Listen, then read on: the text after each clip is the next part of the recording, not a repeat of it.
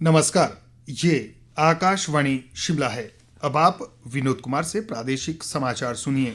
राज्य के लिए अतिरिक्त राजस्व अर्जित करने की संभावना तलाशने और क्रेडिट बाजार के विभिन्न पहलुओं का पता लगाने के उद्देश्य से प्रदेश सरकार ने 10 सदस्यीय कार्बन क्रेडिट समिति गठित की है। ये समिति अतिरिक्त मुख्य सचिव वन की अध्यक्षता में गठित की गई है। मुख्यमंत्री सुखविंदर सिंह सुक्खू ने कहा कि ये समिति मौजूदा अंतर्राष्ट्रीय और घरेलू बाजारों का आकलन करेगी ताकि प्रदेश के लिए क्षेत्र विशेष कार्बन बाजार विकसित करने के लिए अध्ययन किया जा सके।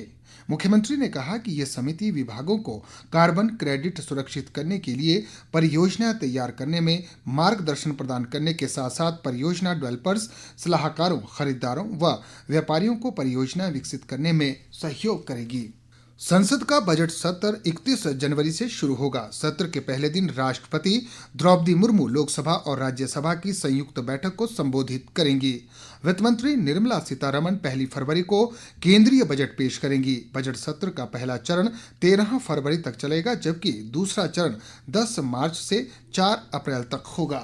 प्रयागराज में आज मौनी अमावस्या पर महाकुंभ का दूसरा अमृत स्नान है। मौनी अमावस्या का धार्मिक दृष्टि से विशिष्ट महत्व है और इस दिवस पर अमृत स्नान अत्यंत पावन माना जाता है।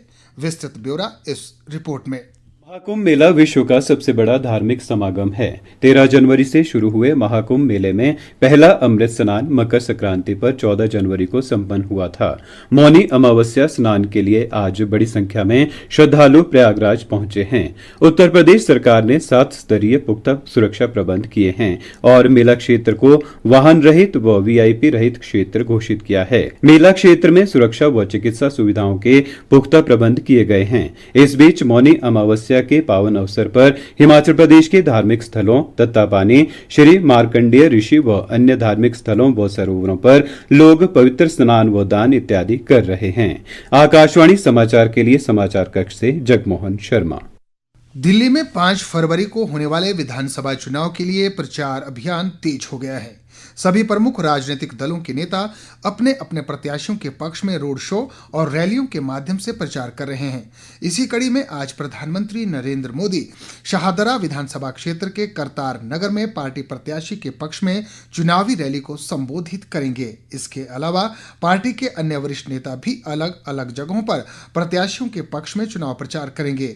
दूसरी ओर कांग्रेस के वरिष्ठ नेताओं ने भी चुनाव प्रचार में पूरी ताकत झोंक दी है। वरिष्ठ नेता व हिमाचल के मुख्यमंत्री सुखविंदर सिंह सुक्खू भी आज दिल्ली में पार्टी प्रत्याशियों के पक्ष में चुनाव प्रचार कर रहे हैं। कुल्लू मनाली राष्ट्रीय राजमार्ग पर डोहलू नाला में स्थापित टोल प्लाजा को एसडीएम कुल्लू विकास शुक्ला ने अगले आदेशों तक बंद करने का निर्देश दिया है।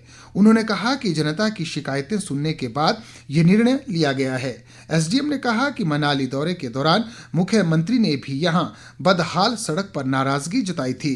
विकास शुक्ला ने बताया कि टोल प्लाजा लगने से पहले जरूरी सुविधाओं की व्यवस्था करना बेहद जरूरी होता है।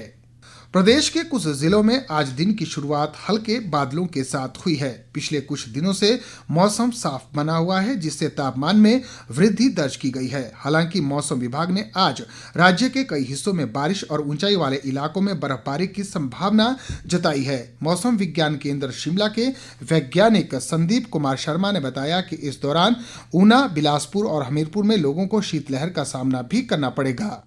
जो हमारे क्षेत्र है ऊना, बिलासपुर, हमीरपुर है और चंबा का कुछ एक क्षेत्र है, यहाँ पे सुबह के समय शीतलहर हो सकता है। 29 की इवनिंग से एक वेस्टर्न डिस्टर्बेंस अप्रोच करेगा। हालांकि देखिए इसका जो इफेक्ट है 29 और 30 तारीख को जो हमारे डिस्ट्रिक्ट है लाहौल स्पीति, किन्नौर, कुल्लू और चंबा और कांगड़ा की जो हाई चीजें यहाँ पे हल्की बर्फबारी हो सकती है। पुलिस विभाग में कांस्टेबल के 1088 पदों की भर्ती प्रक्रिया के तहत अभ्यर्थियों के लिए ग्राउंड टेस्ट की तिथियों की सूची जारी हो गई है। ये भर्ती प्रक्रिया 11 फरवरी से 27 मार्च तक आयोजित की जाएगी। अभ्यर्थियों को निर्धारित तिथि व स्थान पर अपने पहचान पत्र और कॉल लेटर साथ लाना अनिवार्य होगा। इसी के साथ प्रादेशिक समाचार का ये बुलेटिन समाप्त हुआ। हमारा अगला बुलेटिन आप सुन सकते हैं दोपहर 3 बजे। नमस्कार।